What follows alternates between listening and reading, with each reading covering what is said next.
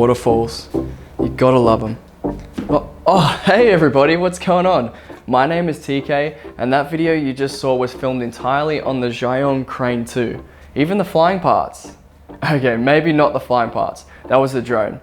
I wish the crane could fly. But today is all about gimbals and whether or not you should consider getting one. I'm going to be reviewing the Zhiyun Crane 2 and giving my opinion on how it handled our day at the waterfalls.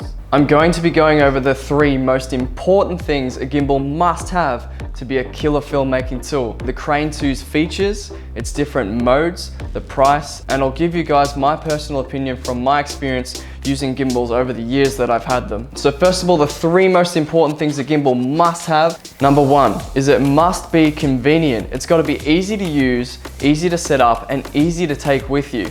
The Zhiyun Crane 2 comes with an awesome carry case, which the crane can be stored fully put together. So all you have to do is just take it out of the case, balance your camera, and you're ready to go. Setting up the Crane 2 and balancing my camera took just under 5 minutes, which is a good amount of time when you really need to get things done. It also has a stand which you can screw onto the bottom of the crane, which means you can put it down anywhere you like. Battery life is now up to 18 hours, which is insane. You don't have to worry about your batteries going dead on a shoot. They will last for probably 2 days before you need to change them again. The second thing that a gimbal must have is it must be durable. It's got to be able to last and go with you to some tough environments. When we were shooting at the waterfall, the crane got incredibly wet, so did the camera. I even fell over and got a bit of mud on the gimbal, but I wasn't too worried because I've owned Zhiyun's gimbals in the past, and the last one I had, I put through absolute hell, and it still works perfectly fine today. So durability when it comes to the cranes doesn't really worry me at all. These things are made to last. They're a strong piece of kit to have. And the third thing that a gimbal must have is it must provide you with quality content. It's got to do what it says it's gonna do.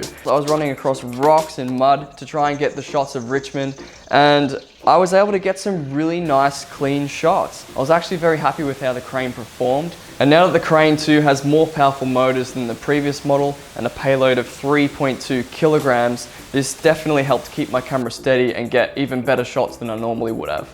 Okay, so let's talk about the features of this bad boy. First of all, we have this LED display here, which you can actually see what mode you're in, and you can change your camera's shutter speed, its ISO, using the menu here with the wheel, which is super handy. It just means you don't need to go into your camera and fiddle around and try and get to the menus. You can do it all on the crane itself. It also has this giant wheel here, which is part of a follow focus system, which you can get with the crane.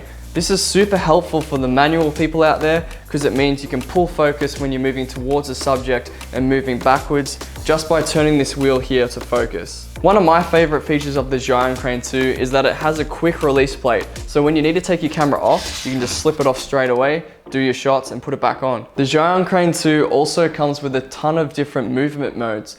So you can choose which movement is best for your footage. These different modes include pan follow, full follow, lock mode, point of view mode, and my personal favorite, selfie mode.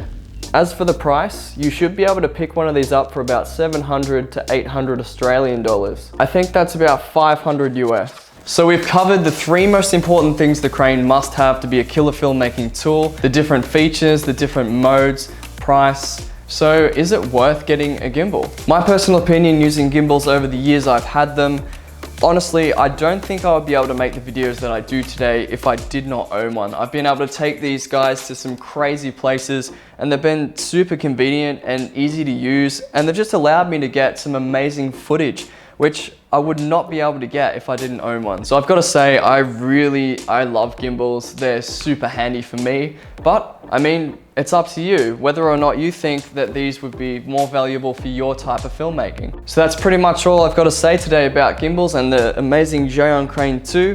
I'm loving this thing right now. It's an absolute beast. I'll leave a link in the description if you guys are interested in purchasing one. Also, don't forget to follow me on Instagram to see what I'm working on next. It's Benn TK. And apart from that, I'll see you guys in the next video. Peace.